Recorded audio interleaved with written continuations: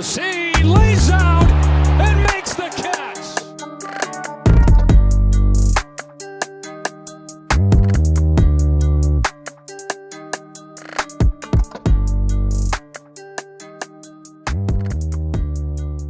What is going on, everybody? We are back for another episode of the Double Switch podcast. Spring training underway. It's a nice sight seeing the guys down in Clearwater. Reminds me that better days are on the way. Eagles wrapped up, so it's kind of just, this whole city turns to baseball again. And Johnny, I'm starting to get that feeling, dude. I get this feeling every time. It must be like my seasonal depression clearing up or something, but it's starting to get nice out, the weather and everything. I'm pumped, dude. I'm pumped. Yeah, the Phillies social media has definitely been pumping us up real good these past 3 days too, with like some great photos of the guys, and it's been awesome because I feel like I woke up from my my sports hibernation. I usually wake up for the Super Bowl, watch the Super Bowl, and then I'm back into sports again. And I'm thrilled to get back into this season. I'm excited, man. 42 days, 43 days, something like that till opening day. I think tomorrow would be 41. I'm not counting or anything. Yeah, we're getting there. We'll be there before we know it. We're not going to talk about the big thing you have on your wall. You're checking everything down. That's completely normal. Not worried about that. As for today, I personally think this is a ploy on your behalf. You've seen my recent success in fantasy baseball, and you kind of want you just want to know what I'm thinking, and that's why you brought this episode up. But today we are discussing fantasy baseball players we are targeting. Johnny, you have half the positions here. I have the other half. We're going to kind of discuss who we think, the better values are here. I'm not going to steal any of your picks in a couple of weeks. You're not going to steal any of mine. This is kind of just, talk it out, and hopefully we can refine our strategy because I'm coming for it this year. This is going to be my year. Yeah, Josh, this is not a ploy. I don't need your advice for fantasy. For those listening, Josh isn't as good as he thinks he is. Something like narcissism. I don't know. Maybe that's the word. But this is more so that we can reach new people, the fantasy baseball world. And next week we'll probably do players to avoid after we do the players we're targeting this week. Yes, and for reference, I did come in second last year. Johnny came in third. So you should just weigh my recommendations just a little more. I have a little more credibility. It's just by nature of the second place finish over the third. So let's get into it. First up, we got catcher. Weird position, honestly, because you got some guys here, mainly JT. You have Dalton Varsho. A couple of names that can give you 5 categories, can steal you some bases, but it's a top-heavy position. We both know that.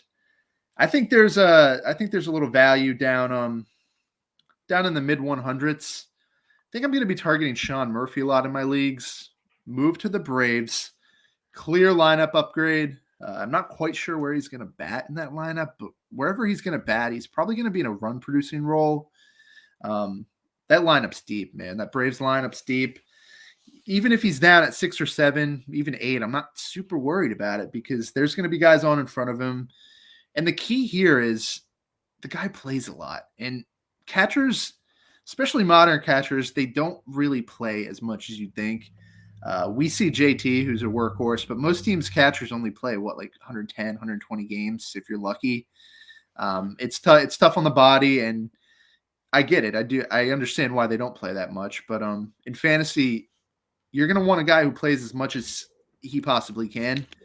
JT's definitely the guy for that, but JT's probably going to be a 4th, 5th round pick. He's going to be the first catcher off the board, and Sean Murphy's 7th catcher off the board, and I think that's a little low. How many catchers off the top of your head can you really name that are clearly better than him? Kirk. Good. I still think Wilson. I think Wilson slides down, but okay, yeah. Will Smith, Wilson Contreras, Alexandro Kirk. all in a very close tier. Yeah, but those guys, you're gonna take those guys ahead of Sean Murphy, which means he's gonna fall, and I'd be completely fine taking him down where he's going. 148 games played last year, that led the league, ahead of JT actually.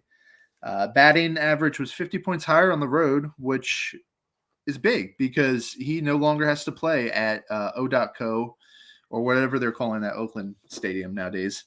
Clear lineup upgrade, and he had the lowest K rate of his career last year. I think this is a player trending up, and I think that there's value here where he's going in the mid 100s. When there's not many catchers better than him, on the board at that point. I like where your head's at. I think moving to a better situation in Atlanta can't hurt.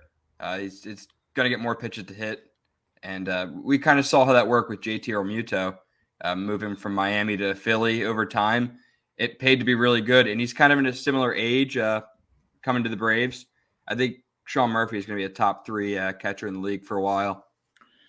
I am concerned at the fact that they still have Travis d'Arnaud, who's probably inferior in terms of pure catching ability, but you do have 2 catchers, and I could completely see them coming into this and saying, 2 good catchers, let's just split them at the catcher position. But I think that Travis d'Arnaud is probably going to be the best option at DH. So you're going to probably have Ozuna and Rosario on left, and I mean, d'Arnaud is better than both of them with the bat. So hopefully they kind of do what I'm thinking they're going to do. But even if they don't, he's still a good catcher at a good price. I'd still consider it. Yep, absolutely. I guess that'll move us to first base. My good value pick for first base is Josh Bell, recently acquired by the Cleveland Indians, and a guy when you look at over the past 2-3 years doesn't get enough love. The jury's still kind of out on him. No one seems to believe he's a consistent player, but you look at those 2 years in Washington, and I mean, he has above 800 OPS. 1 year he had 27 home runs. Then the next year he had a drop in power, but hit above 300. I think everyone's afraid of what happened in San Diego. He dropped off second half of the year after the trade, but new place, moving away from your home team, it's always challenging. We saw Carlos Santana have success with Terry Francona and the Indians, and he'll be in a good spot. He'll have guys like Jose Ramirez and Steven Kwan hitting right ahead of him. I like Josh Bell, especially now that people are considering him top 15 to 20 catcher. First baseman. And two things that I immediately thought of. One, I circled his name too. I know you had the first base position, but I've read through some previews already, and I like where he's going. I mean, he's going probably like 13th, 14th off the board. CJ Cron is going like 9th or 10th, and I mean, I hate that. Why are you paying a premium for CJ Cron? And I mean, to a certain extent, Reese is going ahead of him too, and you could put them side by side, and at the end of the season, they're going to get you very similar numbers. And my second point was, you have Josh Bell on your team like every year, don't you? I've always liked Josh Bell. I think he gets, I think he gets too much crap. Honestly, I don't see why people stay away from him. Yeah, the one thing with him is he's super streaky, and it drives you nuts in fantasy. But once again, what's the difference between him and Rhys Hoskins? Because Rhys has the same problem. Like, they'll win you matchups and they'll lose you matchups, but at that point, just take the cheaper guy, and it's going to be Josh Bell. I am a little concerned because he forgot how to hit in San Diego, and I don't really know why, because that was probably a good spot for him with Soto ahead of him, Machado ahead of him, Cronenworth ahead of him. It was a pretty good lineup. So the Indians Guardians lineup, apologies, that's going to be the same caliber lineup with J Ram and Steven Kwan. So I think it's kind of the same there. But yeah, no, there's value here. I'd take him wherever he's going. All right. Second base. All right, this is lame. I'll admit it. Jose Altuve's got to be the player you're targeting here, and I know he's the first second baseman off the board. It's not Johnny. I looked at this position, and you got Jose Altuve and Marcus Semien, who are both super good, super good options here. If you don't get one of them, you're not feeling as good about where you're going. Jazz is fine, but I mean, Jazz is the third best option here, and he's never played. Has he played 100 games yet in a season? No. Uh, then you move into guys with some serious question marks. Andres Jimenez, who had one good season, Glaber, who hasn't been good for a couple of years. I mean, Trey Turner lost the second base eligibility last year, and then you also have Ozzie Albies, who has just awful splits, and his stock's a little lower than it used to be. It's a weak position. It might be the weakest position at the end of the day. So if I could, I think I'm probably targeting Jose Altuve in the second or third round. You're talking about a guy, a 6 WAR, which is pretty impressive. That's just a really good number. 28 home runs out of the second base position, led the position. He batted 300 for what feels like the 50th time in his career. He has just terrible underlying metrics, but it never seems to matter. He's batting in the front of a really good lineup that just, they added Jose Abreu to it, and he's going to get runs at an insane clip. He's very durable. He comes with no question marks. I just want to get this position over with, and I think I'm going to take him. And if it's not him, then you can't really feel good about who you're getting, unless it's Semien, who's a tier below him. Yeah, I think you're right. I think if you're looking for a safe option, there's not a lot of them at this position. You could go ahead and try to wait later and get a guy on a bounce back season. But if you're looking for the home run pick, the guy that's going to solidify your lineup, it's Altuve here. You're right. Yeah, so the way I was looking at this, I think there's 3 positions where you got to get one of the top guys. Second base is one of them. I think third base is clearly one of them, because you get past those top 6 players and it's a cliff. It's a full-on cliff. And surprisingly, outfield is one of them. I was looking at outfield. We'll get to that in a bit. It's not as deep as I thought it was. It used to be, you could have outfielders for days, but it dries up really fast. And I know you have 2 of the corner outfielders. You looked at that quite a bit. Strategy is going to be interesting this year, trying to deal with all of these positional scarcity type things. Yeah, you're absolutely right. And I did have a tough time with these corner outfield picks, but I'm still at shortstop. So for shortstop, I went with my good value pick was Wander Franco. I've always been a fan of Wander. I had him on my team last year. He had quite the plagued season with injuries. He had like that ham bone injury or whatever in his wrist. Something real nasty, but he's good to go. He's been good to go since the winter. One of those guys, so talented, and people kind of forgot because last year was supposed to be his breakout sophomore season. But right now he's outside the top 10 shortstop in a very deep position. Maybe get yourself a corner outfielder early and wait for a shortstop. I think it's always a good strategy. Wait for a bounce back shortstop.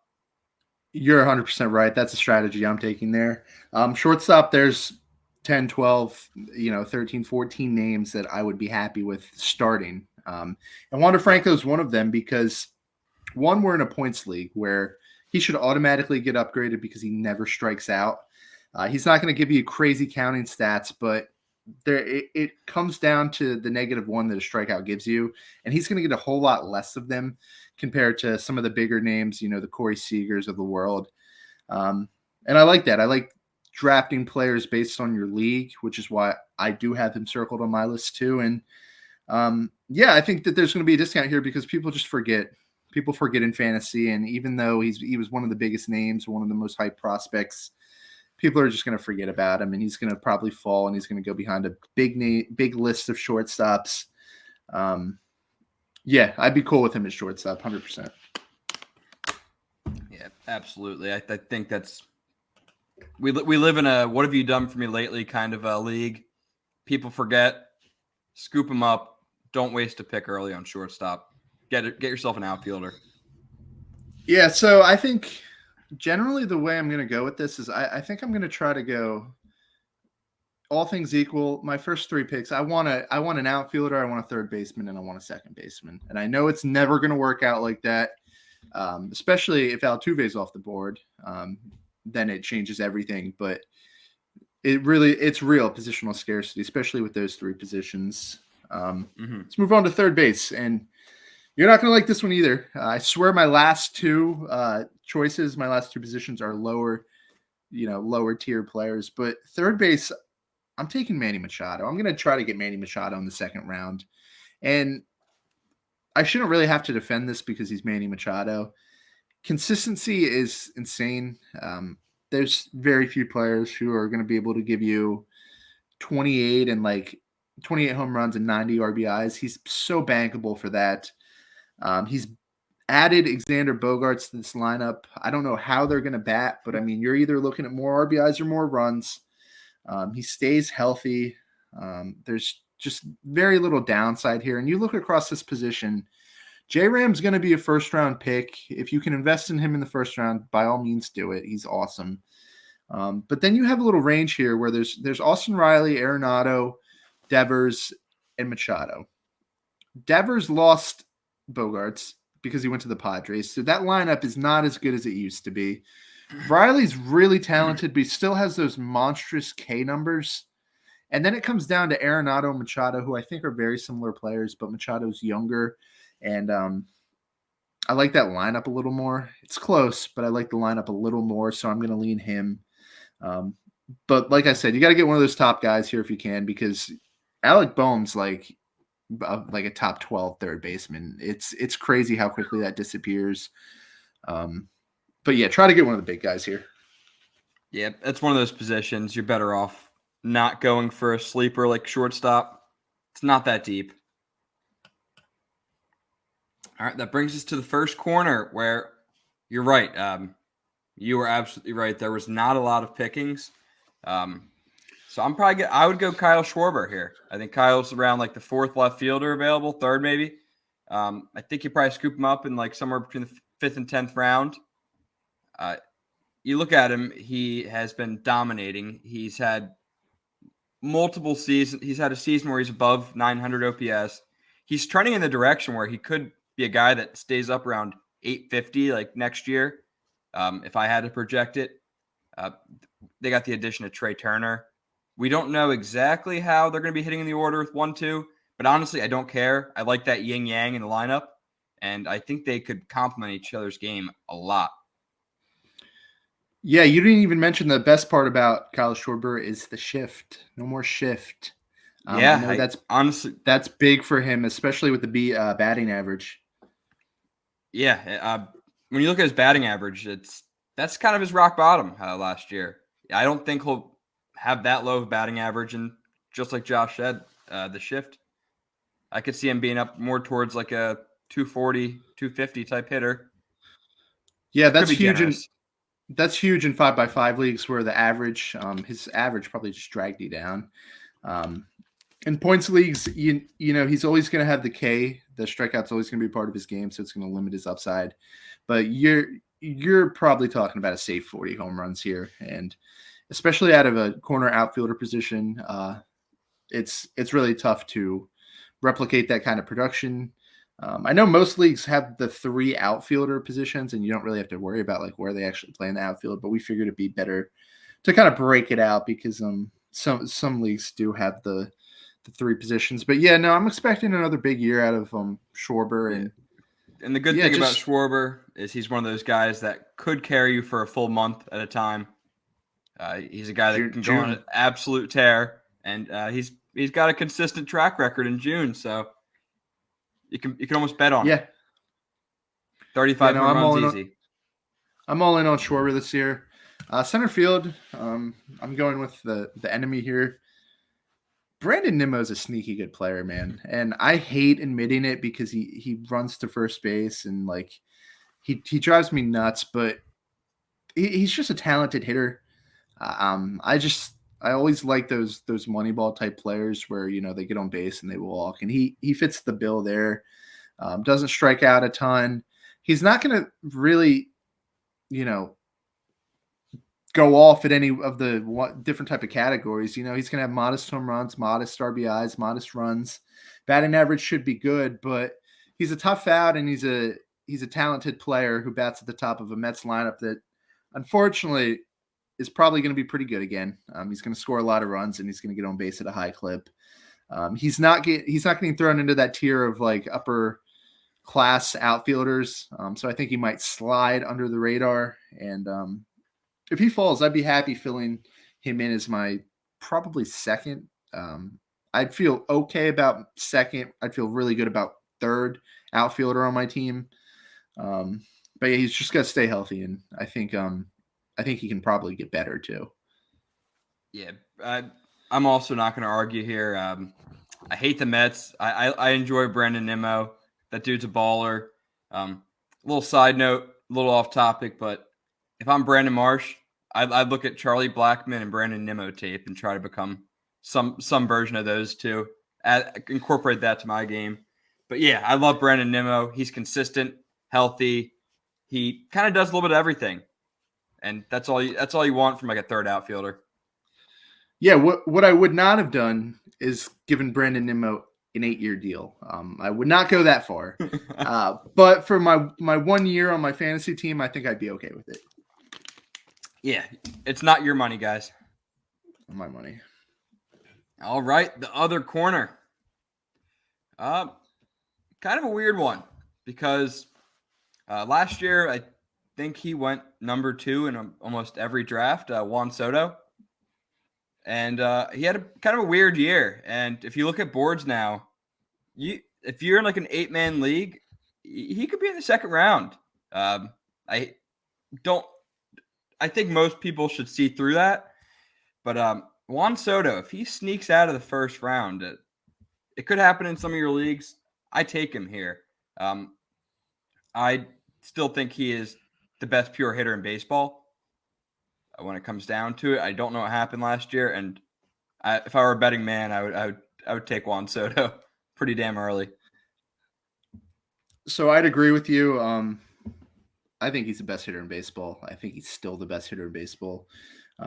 He's super young, and I know you're probably not going to go this far with it, but if I had the second pick in drafts, I think I'd take Juan Soto, especially in a points league. He's a beast in points leagues because it really is.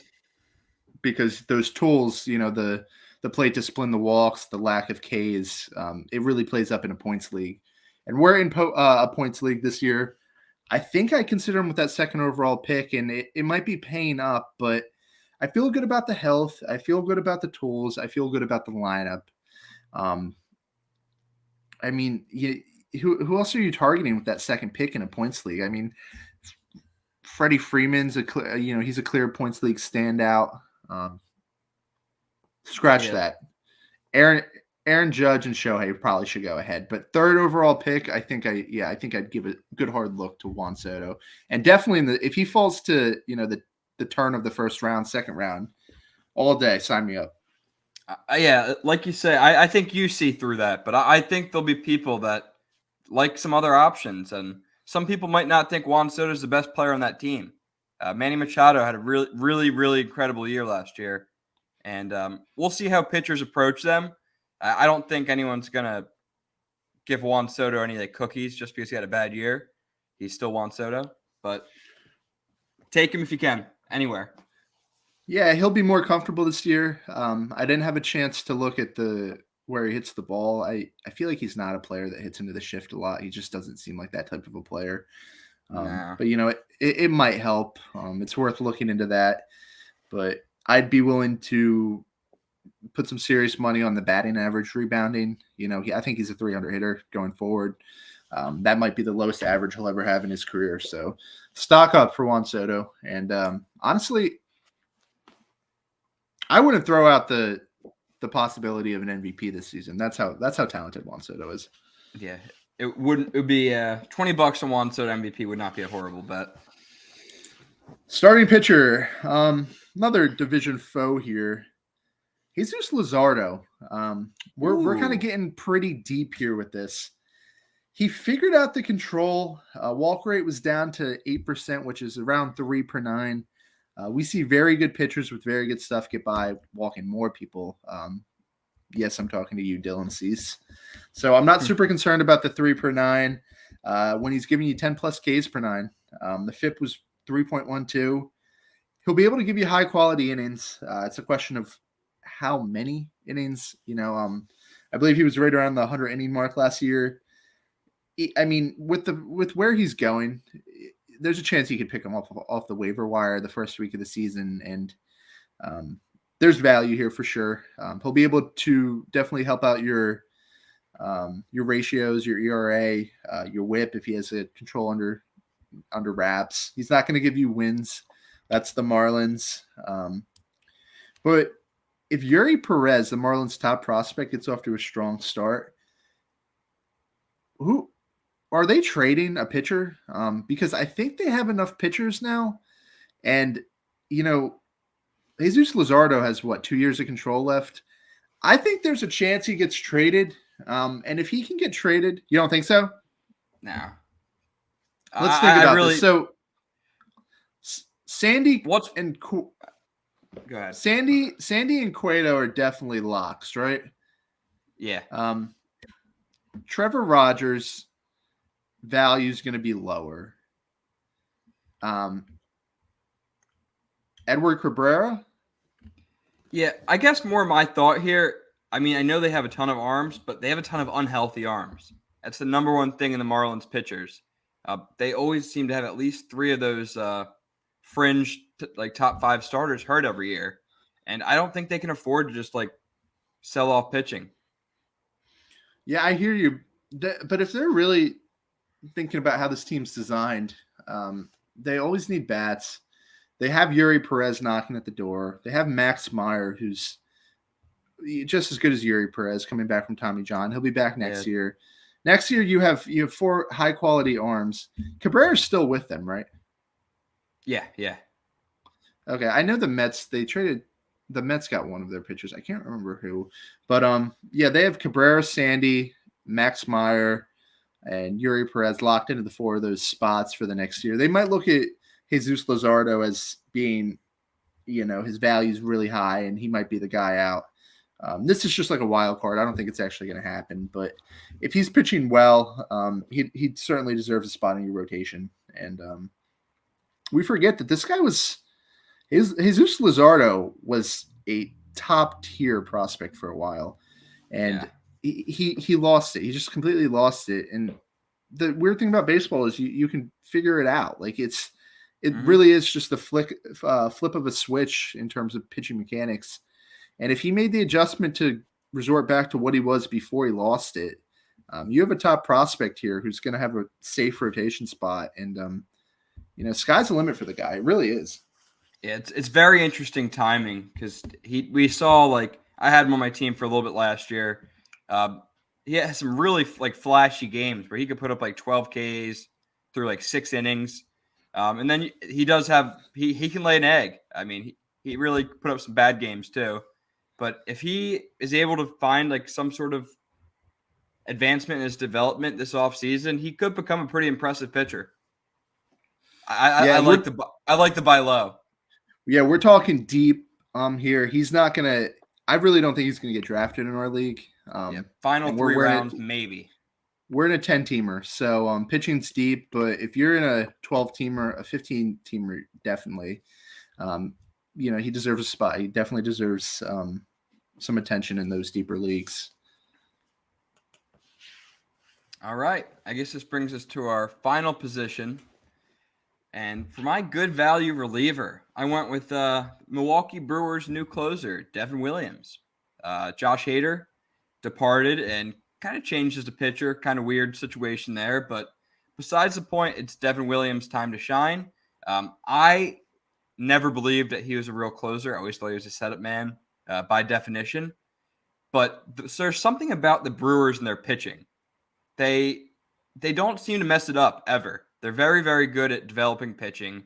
And when you look at Devin Williams, on 14 of the StatCast pitching categories, he's in the 99th percentile or 100th percentile.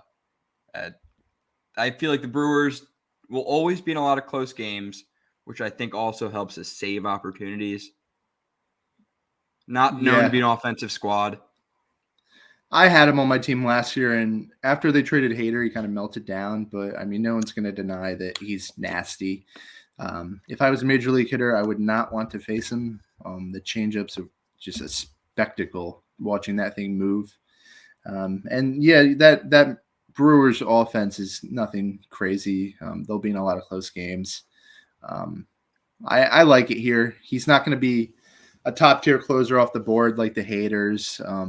So I think you can get him for a good price, and he'll give you a good amount of saves. So yeah, no, I'm all in on Devin Williams, and I'm not exactly the reliever guy. I usually kind of just punt saves until like the later rounds and take some wild cards out and kind of just hope for the best. But no, I might be targeting Devin Williams this year. Yeah, he'll be down there on the lower side.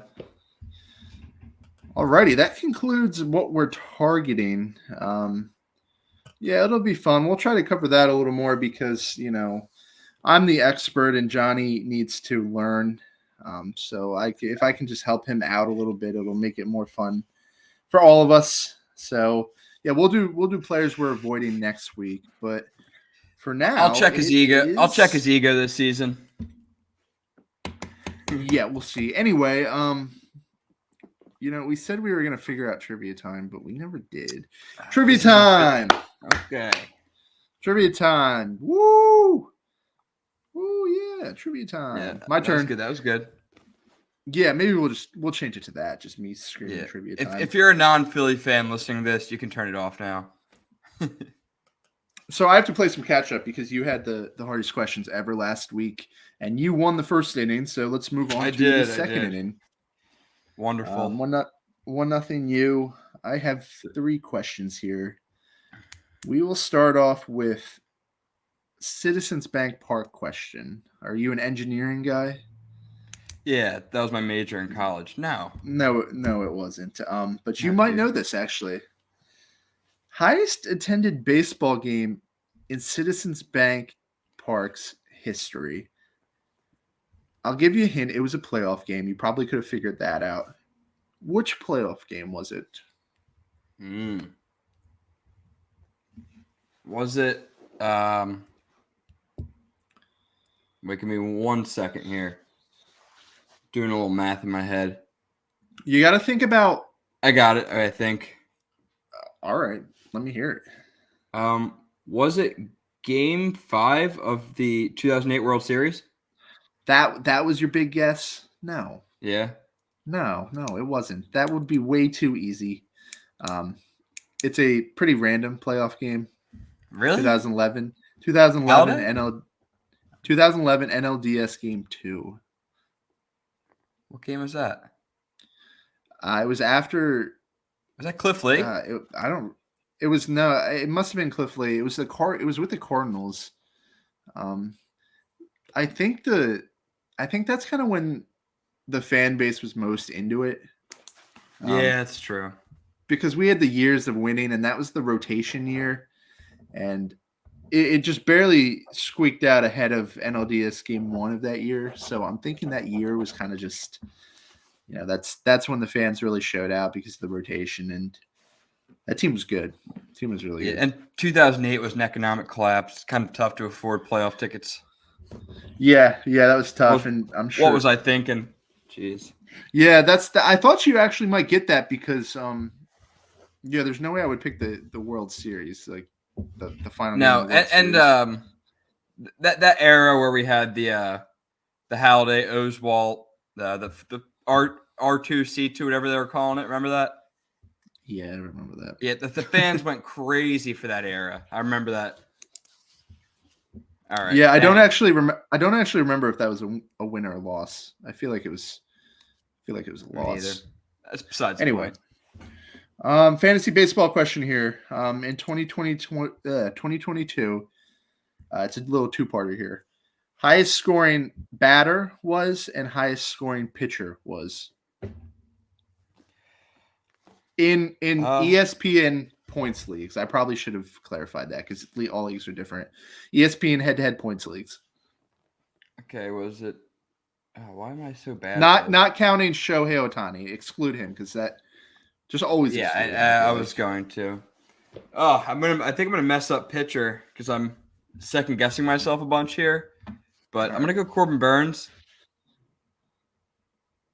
Oh, gee. Okay. No, that's wrong. It's Was it not. Garrett Cole? It was Sandy Alcantara. That's okay. That I don't know why it slipped my mind. All right, hitter.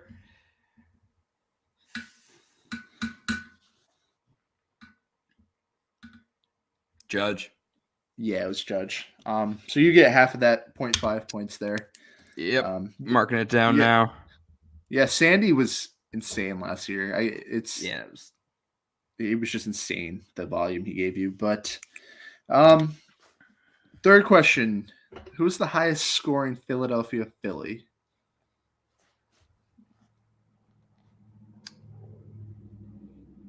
I think I am pretty sure who this is. Let's hear. Aaron Nola. It was Aaron Nola. Aaron Nola by Aaron far. Nola is a fantasy dog. Yeah. For those of you who don't play fantasy, Aaron Nola is like a cheat code. Rubber arm. Because Doesn't get hurt. Yeah. Those innings are just so freaking valuable. It's the same reason Sandy was so good. Nola was actually 2, I believe. The second pitcher in ESPN points leagues, which is insane when you think of the names he's ahead. Garrett Cole, Corbin Burns. He's not better than those guys, but in fantasy he's just insane. So I guess